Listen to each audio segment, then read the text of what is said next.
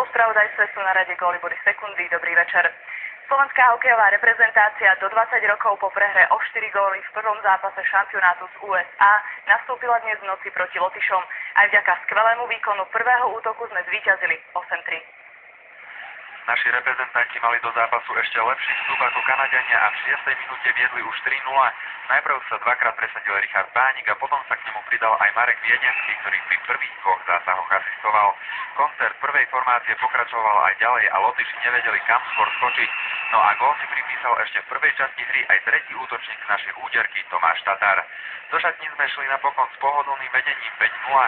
Nie príliš prudký puk z hokejky nášho kapitána Jakuba Gašparoviča pustil za svoj chrbát Raimond Ermix a v bránke sa v ďalšom priebehu predstavil Jánis Kalniņš. Od druhej tretiny to bol úplne iný zápas.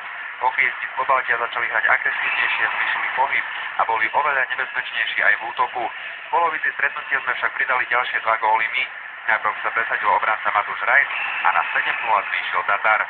Asistenciu si pripísal aj Pánik a završil tak svoj pozorúhodný výkon štvrtým kanadským bodom. O 27 sekúnd neskôr však udreli aj Lotyši, Nick Flicksberg znížil a o ďalších 54 sekúnd sa presadil aj ich kapitán Robert Bukart. Vyrovnaný priebeh mal celý zvyšok duelu. V 50. minúte Radoslav Hilor najprv síce pridal 8 puk do siete Lotyšov, ale o necelú minútu odpovedal druhým gólom v zápase Bukart a stanovil konečný výsledok. Zvíťazili sme vysoko 8-3.